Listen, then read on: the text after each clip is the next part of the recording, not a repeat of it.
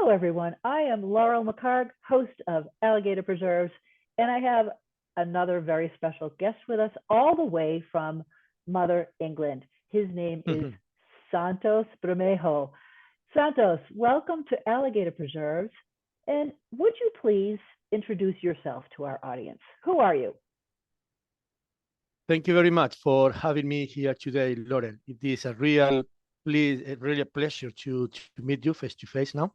My pleasure. Yes, you said very well my surname, no? Bermejo. No very English-speaking person can say the same way. So thank you very much. My name is Santos CS Bermejo, originally from La Mancha in Spain, Midlands in Spain. I'm living now for about 10, 11 years in England, where I'm married with a devoted wife. So lucky, I am so lucky. 2 little children who I adore, and they make us crazy as well. I'm a teacher. I am a teacher, languages teacher, and as per my degree as well, sometimes I am lucky to be able to teach some philosophy. Wonderful. So I have to know why you grew up in España and now you're in England. Why England? Why did you land there? I don't know. It should be destiny, I guess. It should be. I don't know. Definitely not because of the weather, I have to say. But, I just left Spain looking for a new change in life about 12 years ago, 13 years ago. I went to Ireland, a country that I really love. One thing led to another. I met my wife. We finally got married. Looking for a job, we found England an interesting place. Lived for a few different years in the north of England and then down south where we are set now, because we were looking for a little bit more warmer weather. So we are living now in the south, 7 degrees warmer than the north of England, Liverpool, where we used to live in the past. All right. Well, I would say come move to Colorado, but it's not necessarily warm. Oh, no. Interesting. But it's lovely. And like you, I enjoy change. So I can understand that. I can understand change and moving. And I think each change teaches you something new and you learn more about yourself. Yeah. So it keeps you on the toes. It keeps you on the toes because you are learning constantly, no? And you are always challenged. Yes, absolutely. From my experience, at least. Oh, no, mine as well. I would recommend it to anyone. So we are going to talk today about your new book, The Medway Tales. Now, this is, go ahead and hold up a copy of your book. You've got a copy of your book. Yes, I have it with me here. Yeah, have it with me here. Now, this The Medway Tales. This might look like a children's book, but I would argue that it is a book for both children and adults. Would you agree? 100%. I would agree with that statement. Yeah. C.S. Lewis, no, someone who is quite more well-known than myself and many other. He used to say very often, and he used to write for little kids, also for teenagers, but always thinking in adults. He used to say things like, a children's book that cannot be enjoyed, but just for children, is not a very good children's book in the slightest. So yes, that's the aim of every children's book, is always thinking ahead and looking for different target people, which is the case of this, no? I agree. So you open with a couple of quotes. You quote Louis Pasteur and Bernard of Chartres. Why those quotes? Tell us about those. Yes, Louis Pasteur, the French philosopher and chemistry as well, no? I opened this quote because for me is the key of this book, no? I read it out for you. Look, do not shelter your children from the difficulties of life. Rather, teach them how to overcome them. That is really my perspective of children's book. The way of provide the kids with some tools, strategies that will be able to, that will help them to manage and to live in future life. That for me is a key of children's book. To overcome challenges and change and the things that are difficult, right? Yeah. It's definitely, no. You know how difficult sometimes is being able to find our own place in society. So literature, in this case, children or teenagers book, is a way to find out those tools that will be able to help us to manage, to be part of this society. So yeah, for me, that was what I was trying to pretend and intend on with those stories that I bring to the books. Provide good strategies for kids in order to navigate this so complex society. That's why I open with this. Right. And I'm sure you've heard about the whole woke culture and all that, and Mm, students now being very sensitive, almost wanting to be offended by things, and yes. everything being so difficult. Um, what's your thought on that? I am teaching in secondary school, so I am constantly surrounded by this sort of society, so affected, so offended sometimes, easily offended sometimes. What is my perspective? I need to write. I need to write, and for me, it's a kind of therapy to be able to get to know what's going on in this kind of new society that for me is so difficult. So my views is trying to figure it out. Why is this happening? Why this kind of being offended constantly for things that usually is sort of behavior and finding our way in our society. So yes, this kind of culture that you open, which is a big hot topic, we need to reflect what's going on, why, so that we can move on forward and we can provide strategies for them to think about normally from the social life perspective. We cannot forget that we are social human beings, no? Mm-hmm. Without the social part of it, we cannot be human.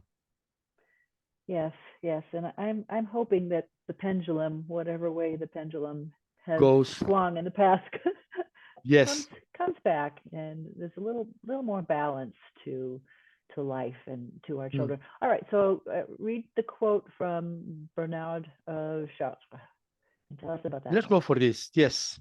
We are like dwarfs on the shoulders of giants, so that we can see more than they and things at greater distance. No, we can see things better than them and greater distance. And I think that is the answer to your question before. I think it's a very good answer to that. Because part of being offended, part of feeling that we are offended by many things is, from my point of view, and my perspective, is kind of not being so generous and grateful for people who's been in this world before us. And that is why I bring this quote to the book. I mean, we are who we are thanks to the people who came before us. And thanks to them, we've got culture, we've got ability of talking, ability of writing, ability of reading comprehension. We can see the world. So sometimes if we don't look back and we don't study and be merciful and grateful for what and who came before us, we cannot see forward.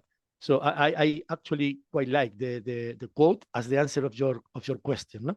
Because it's the way to be thankful for before, so that this is who we are, not just me, the one who preceded me. Yes, yes. So I'm a former Army officer, and it used to be one of the slogans for the Army used to be all Mm. that you can be. And then all of a sudden it became, an army of one. Everything became one, right? And you've got the iPhone, the I everything, the I everything. It became Our society became very self-focused, Yep, and I'm with you you. know, I think with a lot of people complain about social media, I think it's brilliant that we have the world at our fingertips. And here I am talking with you. You're in England. I'm in Colorado. Yes. I mean, how wonderful is this? So Yeah. so many incredibly great things with technology, but the whole double-edged sword thing, kind of hard to and get at away the from. same time, can we can be so individual at the same time, no? Using Yes. this magnificent tool to be connected, and at the same time, I give you an example. Look, like I said, I am secondary school teacher. In the past, I used to arrive to the lesson and everyone was messing around, chatting. And if I had to leave the lesson for whatever, the classroom for whatever reason, I had to be very quick back. Otherwise, there will be almost a battle. Now it's the opposite. When I arrive in the morning, everyone is quiet, focus on your phone, looking at their media, reels. If I leave the lesson, the classroom, everyone is quiet because everyone goes to their phone and they are not interacting to each other face to face. So this is something to be thinking about. Yep, this is something that we're thinking about. Yes, it's a big issue in schools. I used to teach as well in the public school system, and it's still a debate, still a big debate whether kids should have Still a debate. telephones in school. And telephones telephones is an old-fashioned word, isn't it now? Yeah. iPhone. Yeah, but it's true. Yeah, no. The social media, no, the social media, like you mentioned before, is an amazing tool that can be connecting people from everywhere, and at the same time, paradoxically, can be isolating everyone from everyone else around them. Do you have the solution? Do you have the fix? I don't have solutions, but I need to write to think myself in this area. And that is the reason why I'm writing. That is my only reason. I've been writing since I was 12. That was the moment I started writing, 12 years old, trying to find it out. Why are we this way? What is my place in this world? And how can we move forward? No, try to synthesize what's going on. At age 12, you were in what, sixth grade, seventh grade? Yes, more or less. I remember. Yep, Septimo might be the sixth grade according to the USA. Yep. But I Okay. mean, I cannot consider myself writing anything at that time, but I do remember that piece of writing, and I was encouraged by my geography teacher. He was the one who said, "Oh," because I presented to him. No, I presented to him. Jose Manuel was the name of this teacher, and he read it, probably with zero quality of literature, probably, but he was so nice. He said, "Listen, there is room for improvement. Look at this, look at that, mention this, change several things, you will make it better." I do remember that piece of writing. I do actually remember this piece of writing, and that was what bringing me into this kind of world of writing as a way of reflecting and as a way of understanding, as a way of getting to know what's going on around me with my life. Did you keep a journal? I do keep a journal. Yep. You still do? I used to be very, very much consistent day by day. Now, probably week by week, sometimes every 2 weeks, sometimes a month. It depends. I used to be very consistent. The last 10 years, let's say I'm becoming older, I don't know, but I now am less consistent I used to be. But yeah, it's part of me. It's part of me to keep a kind of reflection of what's going on in the day. For me, it was my fifth grade teacher. She would take us on field trips out into the field, literally out into the grass, and have us lie down in the grass and look through the blades of grass and see what we could see, observe, and then lie on our backs and look at the clouds and then write poetry. And Nice. I still have that poetry book from fifth grade. And it's kind of silly, but I mean, she made me believe in my ability to write and different ways of looking at nature and things, and how we're all part of it. It was really wonderful. And then my journaling was in high school when I was miserable. I used my journal as a free shrink. Oh yeah. No, but that is what makes you reflect. Yeah, very, very helpful. Oh, that's So nice. Fables, right? Your stories remind me of Aesop's fables. Do you remember any from your childhood? Were you read stories, or did you read stories? Do you remember any fables from your youth that stuck with you? So many, so many. Yes, you mentioned Aesop. That for me was one of the main important fables I read. But at the same time, I remember all the classics, tales, fairy tales. I do remember when I grew a little bit older into teenagers' life, all the books for that age, the famous five, all the series. Many Spanish literature came from fables, no? La Fontaine from France, no? So yes, fables as well as every kind of children's story. I read them, and you know what? I still read them. I don't know if that's good or not, but I still read them because I like, and also because I like to read them to my kids now. I've got two little kids, so I like to read them even if they are classics, even if they have been written for 200 years, I still do that. I I think wouldn't say I'm proud or not. I wouldn't say that. I just do it because I do like reading this kind of literature. no, I think that's wonderful. I was trying to remember if my mom or dad ever read to me as a young girl, and I don't think they did. Probably because I was the fourth out of five girls, and I don't think they had any time to read Yeah, fables. They were yeah, enjoying their wine and scotch in the living room mm, at the end of a work yeah, day. But I yeah. do remember, and I guess I read them myself. Aesop's fables, and the tortoise and the hare, the boy who cried Oh, wolf, the ant and the grasshopper. One of them though made me think about your tales, which we'll get to.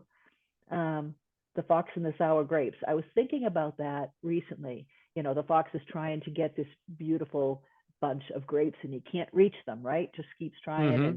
and he fails. And so instead of saying, I can't do it, I he can't. he decides that the grapes were sour, right? Yeah, So, they are and green. They are green.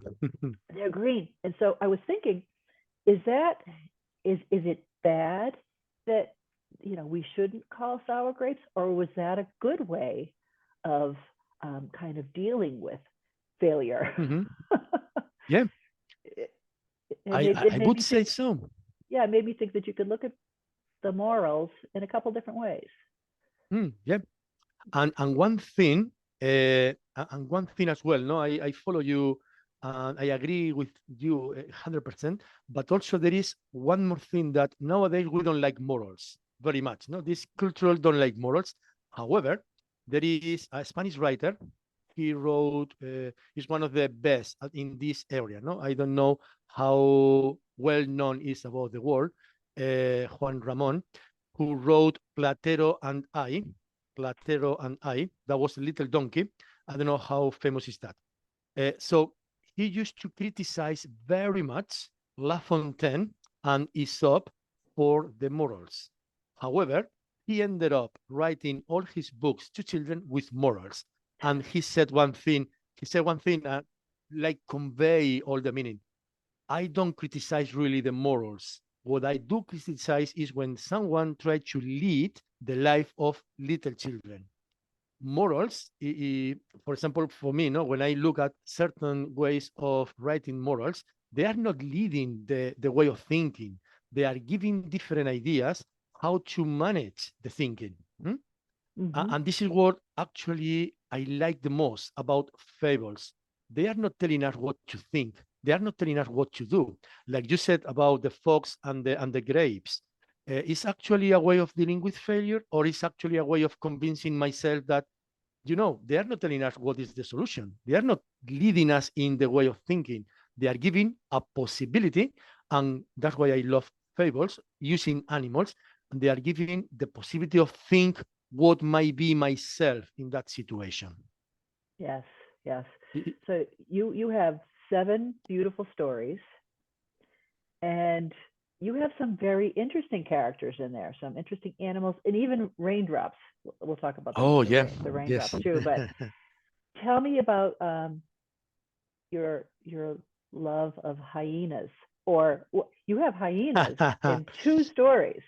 In two stories, and Yeah. one is in a good way, and the other one is in the other way. Yeah. So why did you pick the hyena? Okay. The hyena story. Let me tell you what is the background of that.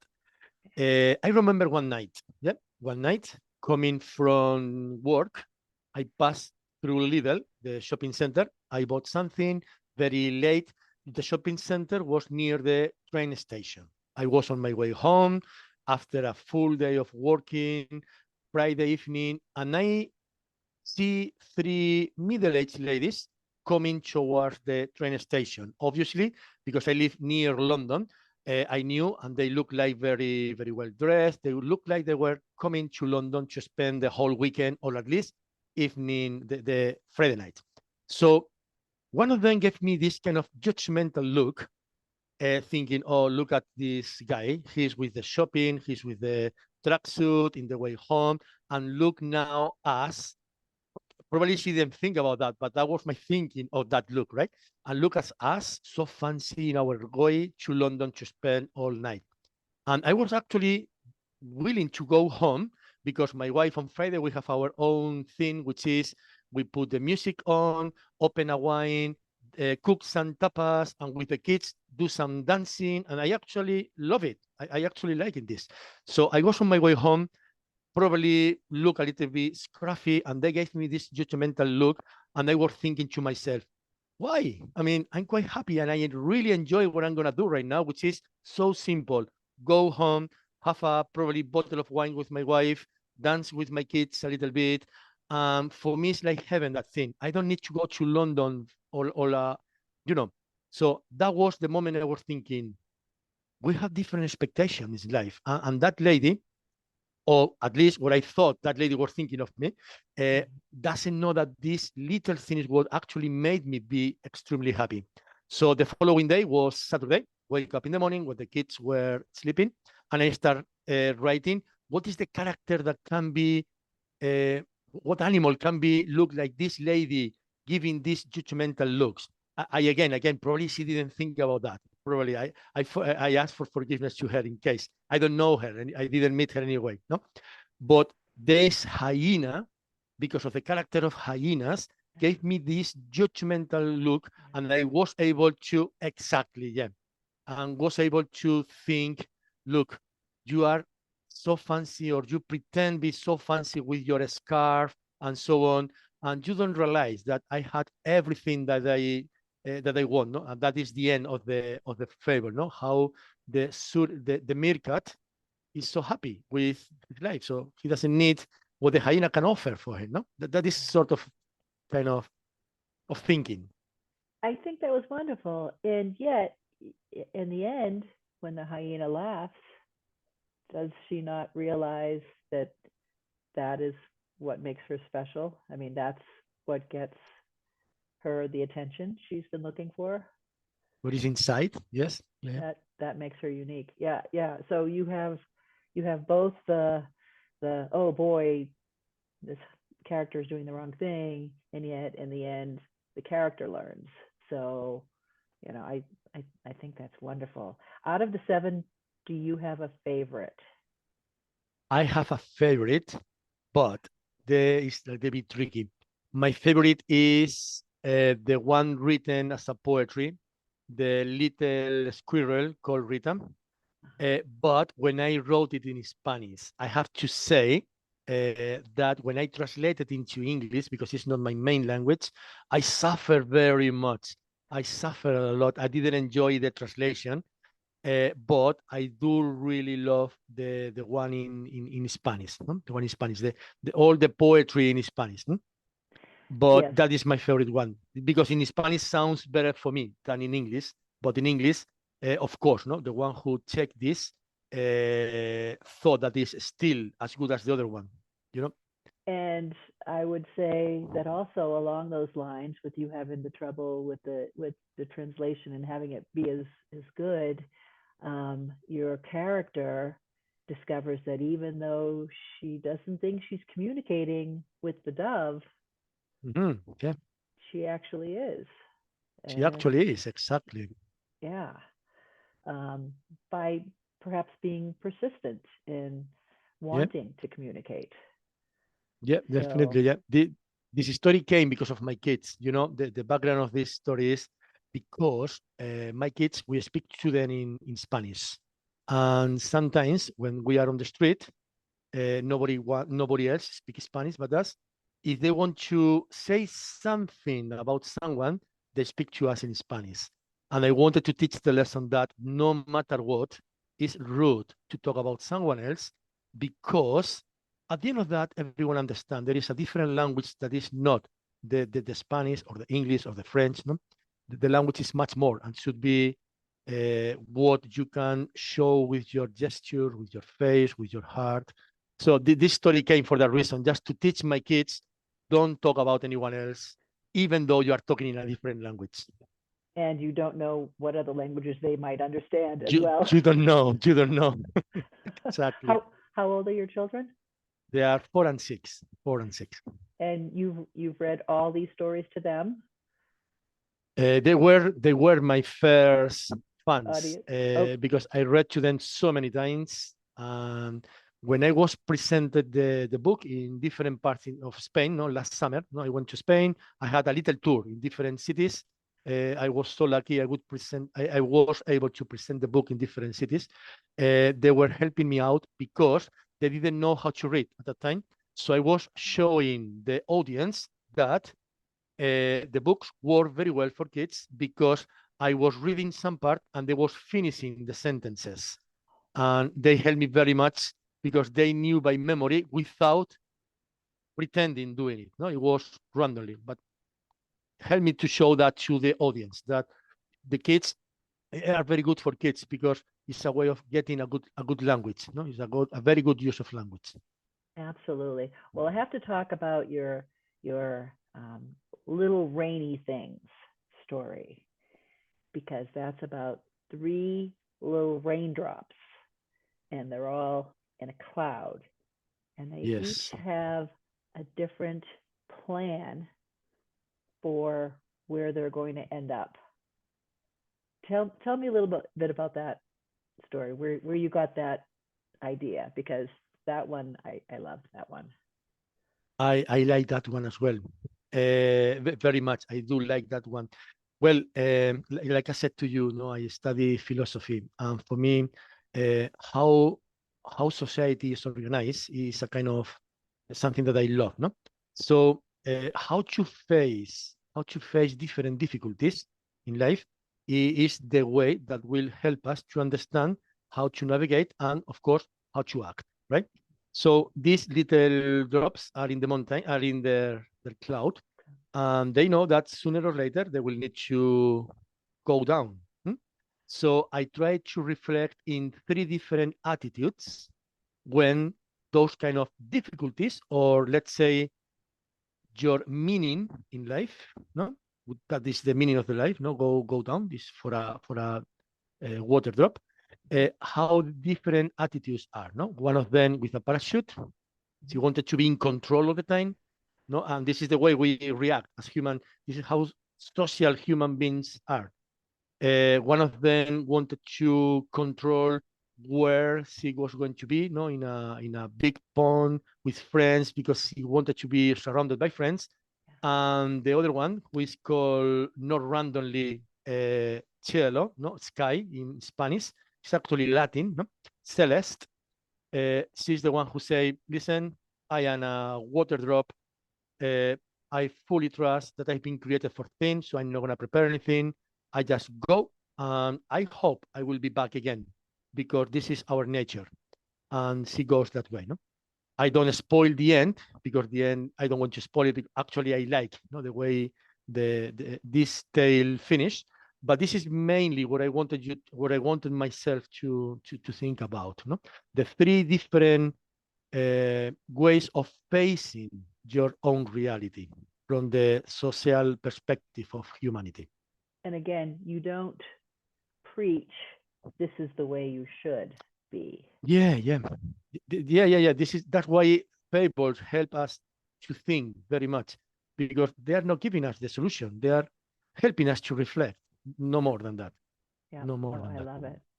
So I think it's somewhere in your book, maybe near the end, you say, narrative is the most sublime way to gaze upon the world.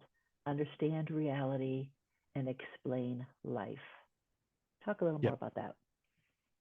So this is for me like the most precise way of explaining why do I write?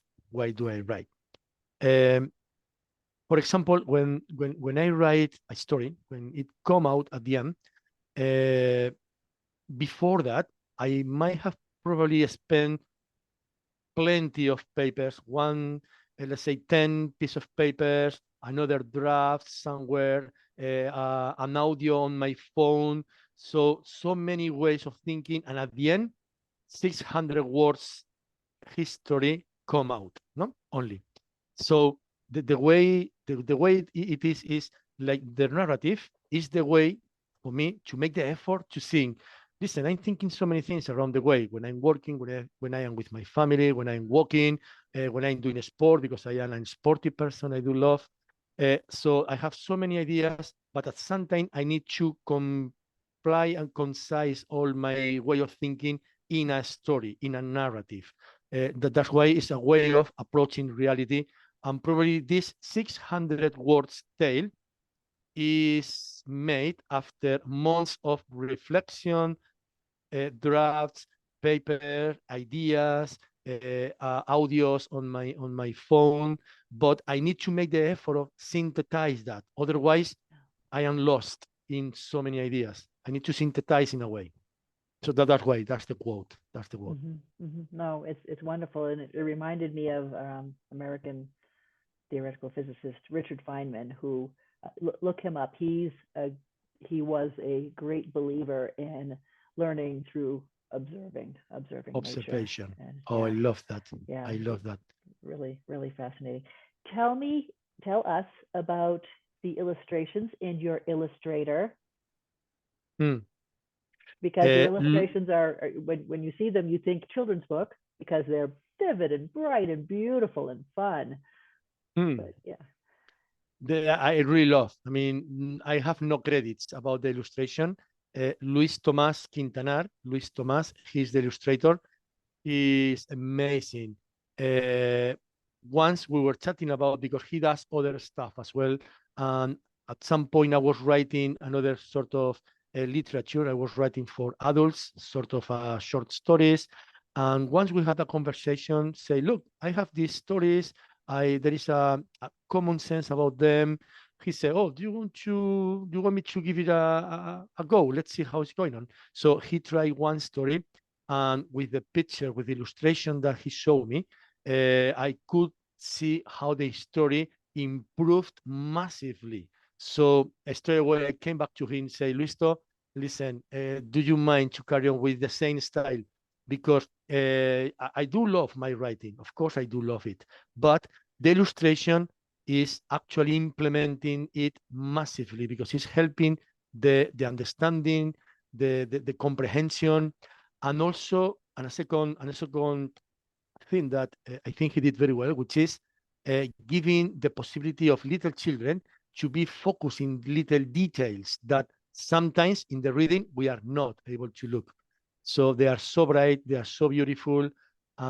This illustrator, Luis Tomás, is actually one of the best I have ever seen around, and I've been working with different people. I have nothing else to say, but I am so impressed by his work. I am so impressed by that. In fact, we are working now together. Oh, yes. Let me show you some pictures. Yeah. Oh, they're fabulous. That's why we are working now again together, no? Because I asked him with a new project. So this is Mr. Egg, is one of them, for example. No, Mr. Egg. I like this character, Mr. Egg. I do too. There are 6 different pictures about this Mr. Egg, improving the story and helping out with the illustration.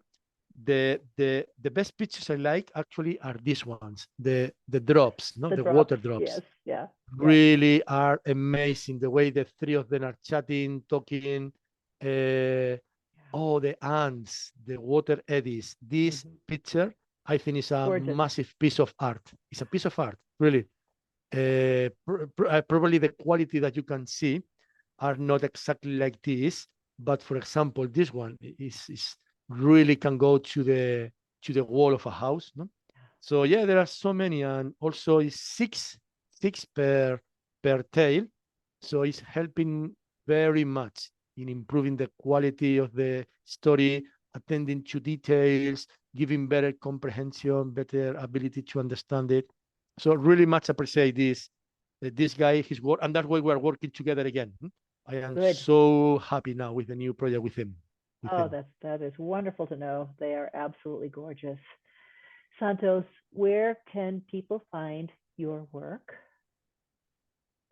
So everywhere, I would say, but this is what Amazon nowadays is doing for us, which is spreading the word all around. So this book is in Amazon, obviously, which is always the easiest, especially when we are talking from a different countries. It's been published in England, but yes, I could see that people in the USA is been taking, is been buying them because Amazon is spreading. So Amazon or any other online platform is very handy. Can be found in different formats like Kindle, like paperback or hard copy. The hard copy is a really good piece of work. The one, not the designer who's been working on that, I have to say they've done an amazing job in the hard copy. And also it's audiobook as well. No? The one, no, the actress who did the audiobook, because obviously I didn't do it, but the one who did it was he did an amazing job. I actually has the copy myself as well, so that the kids can listen at the same time are reading and watching the. I highly recommend the audiobook. I highly recommend it. It's very nice and very well. And the Spanish version of your book is available also? The Spanish version of the book is as well, because it was published with a traditional editorial, published editorial. So it's in many libraries, but in Spain, obviously, many libraries in Spain. And of course, it's as well in every online platform, obviously in Amazon.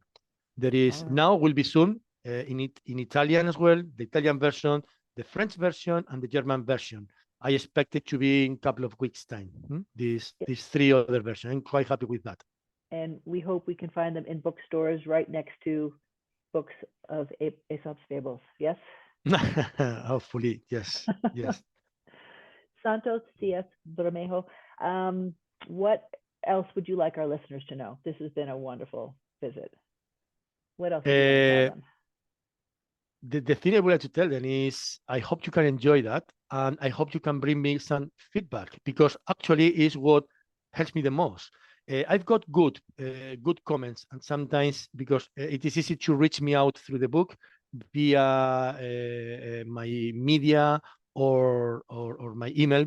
And one thing that I enjoy the most is some stories that came up to me from someone who be helped by one of those stories. No, I give you the example of Pilar. Pilar was a lady. She was deciding something in life. I don't know. I cannot share that online, but she was deciding something important for her. And she dropped me an email, and she explained to me, actually, I said, that is what made my work worth it.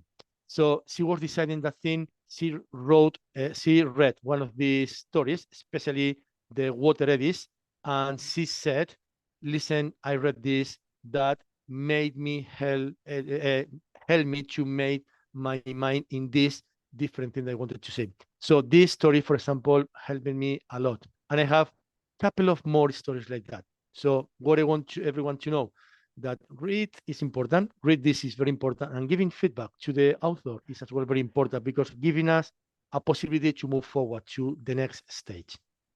Absolutely. I agree with you 100%. Oh my goodness. You will send me some pictures and I will.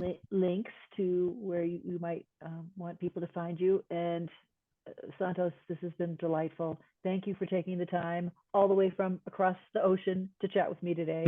And listeners, get his book, his books. You have more than one. And I maybe we'll do this again when your next one comes out. Yeah, it's been delightful for me. So thank you very much. It's been really pleased to meet you, very pleased to meet you, and very pleased to having me to enjoy this moment with you. Absolutely. My pleasure. You enjoy the rest of your week and life and writing. experiences. All righty. Take care, Santos. Take Bye. care. Thank you very much, Laurel. Thank you. Bye.